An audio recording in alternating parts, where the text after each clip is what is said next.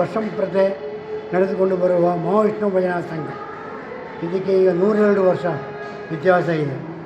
100 ವರ್ಷ ನಂತರ 101, 102 ಕಂಟಿನ್ಯೂ ಆಗಿ 3 ದಿನಗಳ ಭಜನೆಯನ್ನು ನಾವು ಮಾಡಿಕೊಂಡು ಬಂದಿದ್ದೇವೆ.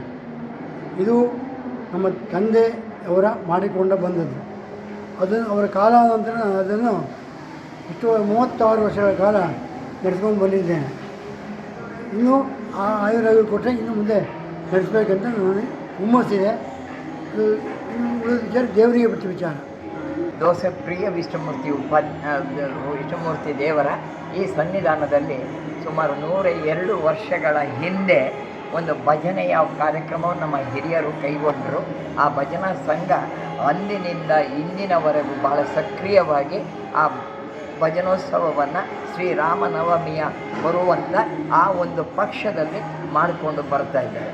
ಇದರ ಮುಖ್ಯವಾಗಿ ಮನೆಗಳಿಗೆ ಹೋಗಿ 10 ದಿನಗಳ ಕಾಲ ನಗರ ಭಜನೆ ಎನ್ನುವ ಹೆಸರಿನಲ್ಲಿ ಅವರವರ ಮನೆಗಳಿಗೆ ಹೋಗಿ ಆ ಭಜನೆಯನ್ನು ಮಾಡಿ 11ನೇ ದಿವಸ ಇಲ್ಲಿ ಅಖಂಡ ಭಜನೆಯ ಮೂಲಕ 12ನೇ ದಿವಸ ಮಧ್ಯಾಹ್ನದ ಸಮಾರಾಧನೆ, 11ನೇ ದಿವಸದಿಂದ ಅಖಂಡ ಭಜನೆಯನ್ನು ಅಹೋರಾತ್ರಿ ಅಂತ ಮಾಡಿ ಆಮೇಲೆ 12ನೇ ದಿವಸ ಮಧ್ಯಾಹ್ನ ಭೋಜನ ಪ್ರಸಾದದ ವಿತರಣೆಯೊಂದಿಗೆ ಈ ಕಾರ್ಯಕ್ರಮ ಸಂಪನ್ನಗೊಳ್ತಾ ಇತ್ತು.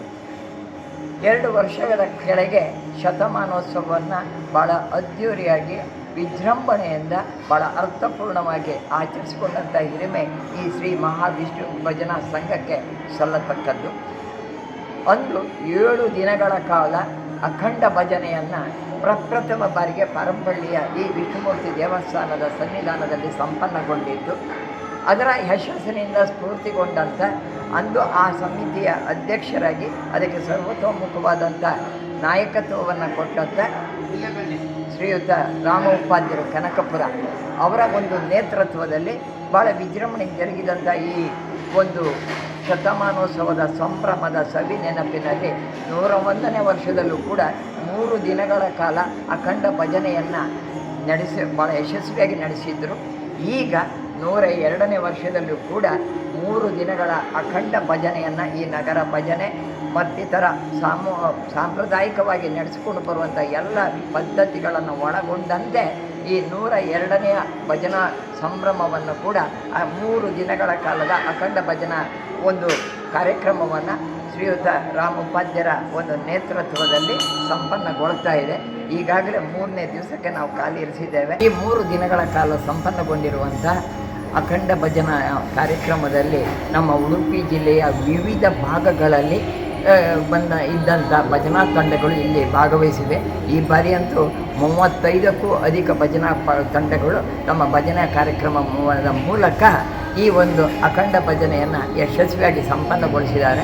ಅದರಲ್ಲೂ ನಿನ್ನೆ ದಿವಸ ಈ ಭಜನೆಯಲ್ಲಿ ಅದ್ವಿತೀಯವಾದಂಥ ಹೆಸರು ಮಾಡಿದಂಥ ಕಾರ್ಕಳದ ಶ್ರೀ ಯೋಗೀಶ್ ಕಿಣಿ ಮತ್ತು ಅವರ ಬಳಗದವರು ಕೂಡ 2 ಗಂಟೆಗಳ ಕಾಲ ಸುಶ್ರಾವ ಕಂಠಸಿರಿಯಿಂದ ಭಜನೆಯನ್ನು ಮಾಡುವ ಮೂಲಕ ಇಲ್ಲಿನ ಭಕ್ತ ಮಹಾಶಯರನ್ನು ಮಂತ್ರ ಮುಗ್ಧರನ್ನಾಗಿಸಿದ್ರು ಅನ್ನೋದನ್ನು ಕೂಡ ಇಲ್ಲಿ ಉಲ್ಲೇಖಿಸಲಿಕ್ಕೆ ನಾವು ಹೆಮ್ಮೆ ಪಡ್ತೇವೆ. ಇವತ್ತಿನ ರಾತ್ರಿ ಅಂದರೆ ನಾಳಿನ ಬೆಳಗಿನವರೆಗೂ ಕೂಡ ಈ ಕಾರ್ಯಕ್ರಮ ಸಂಪನ್ನಗೊಂಡು ನಾಳೆ ಕೆಲವು ಧಾರ್ಮಿಕ ವಿಧಿವಿಧಾನಗಳೊಂದಿಗೆ ಮಧ್ಯಾಹ್ನದ ಅನ್ನ ಸಂತರ್ಪಣೆಯೊಂದಿಗೆ ಈ ಕಾರ್ಯಕ್ರಮ ಸಮಾಪನಗೊಳ್ಳಲಿಕ್ಕಿದೆ.